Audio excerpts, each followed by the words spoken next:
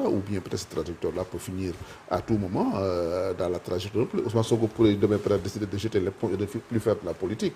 Si moi je m'engage pour Ousmane Sonko, je serais à la limite ridicule et ça n'aurait pas de sens. Non, moi je m'engage pour des principes, je m'engage pour des idées.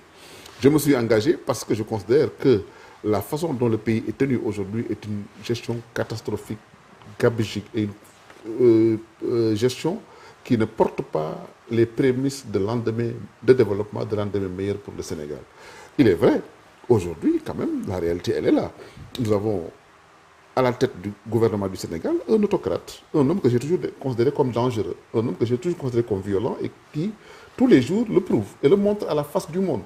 Donc je crois qu'on ne peut pas être insensible à une telle posture. Si maintenant mes convictions politiques sont en porte-à-faux ou en antagonisme avec cet homme politique-là, forcément je le combattrai et effectivement c'est le cas, je le combats. Mais au-delà de Ousmane Sonko, au-delà de sa personne, j'ai mes idéaux, j'ai mon engagement politique. C'est un engagement pour le Sénégal, un engagement pour la nation sénégalaise, pour le mieux-être de mon pays et de mon peuple. L'engagement ira-t-il au-delà du 17 novembre prochain, l'engagement politique bien sûr? Je vous le garantis, je ne suis pas là pour un coup électoraliste ou électoral, je suis là pour faire un chemin, faire un parcours avec des compagnons politiques et j'entends le faire dans la durée et j'entends le faire aussi avec tout l'engagement nécessaire, toute l'abnégation et toute la volonté et l'investissement personnel que cela demande. Au-delà de votre personne aussi, il y a Cheikh Yérim Seck, M. Cheikh Yérim Seck, il y a aussi M. Gaye, donc le journaliste Adama Gaye, Aïssatou Diop Fall également, autant de journalistes qui, du jour au lendemain, se trouvent quand même opposants de ce nouveau régime-là. Non, mais ce n'est pas parce que les journalistes sont opposants, d'autres corps socio-professionnels sont opposants de ce régime. C'est peut-être que parce que ces gens-là ont pu percevoir que ce régime-là est dangereux. C'est un régime qui confisque les libertés. Quand un Premier ministre se met à la face du monde pour dire qu'il appelle à la violence, à 4 jours d'un scrutin, ce n'est pas dangereux ça? Quand un Premier ministre se permet de dire qu'il faudrait des instructions à un ministre de la Justice, à un ministre de l'Intérieur d'aller arrêter un citoyen, ce n'est pas dangereux ça? C'est des dérives qu'on ne doit pas accepter. Et ce n'est pas nouveau. L'homme est comme ça, il l'a toujours dit, il l'a toujours pratiqué, il a toujours préconisé la violence. Mais justement, on l'a toujours dénoncé. Les personnes que vous citez l'ont toujours dénoncé de façon systématique. D'autres Sénégalais qui ne sont pas des journalistes le dénoncent. Donc on ne peut pas fermer les yeux sur des dérives comme ça parce qu'on est journaliste. Justement, c'est parce qu'on est journaliste qu'on doit davantage les dénoncer.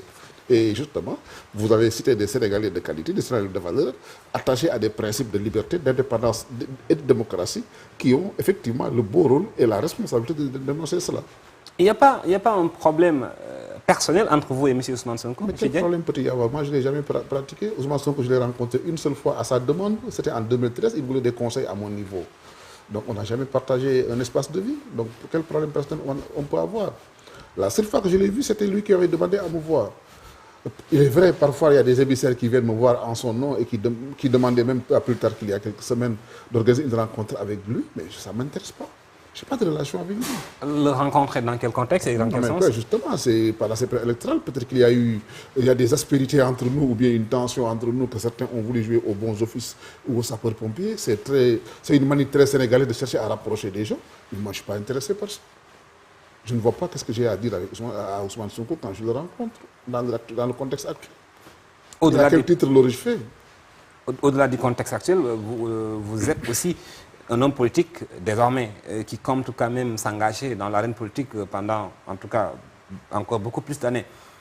Ça vous intéresserait quand même de travailler avec ce régime-là au-delà du 17? Non, moi, ça ne m'intéresse pas de travailler avec un gouvernement dirigé par Ousmane Sonko. Il ne change pas, il a toujours été comme ça. Vous me voyez, moi, travailler dans un régime autocratique, dans un régime qui confisque les libertés, dans un régime qui menace les Sénégalais, dans un régime dirigé par un gouvernement, un Premier ministre qui est incompétent, qui ne sait pas le sens de l'État et qui ne sait pas faire tourner une machine administrative. Non, je ne travaille pas dans ces conditions. Moi, je choisis les gens avec qui je collabore. Je n'ai jamais choisi de travailler dans un gouvernement, dans une équipe gouvernementale jusqu'à présent. Ce n'est pas maintenant que je décide d'être dans la politique que je vais travailler avec des gens incompétents. Non, au contraire, je cherche la qualité, je cherche le meilleur. Et encore une fois, moi, je n'ai pas vocation d'aller dans un gouvernement à l'heure actuelle. J'ai vocation de chercher un mandat de député. J'ai vocation d'être quelqu'un qui contrôle un gouvernement.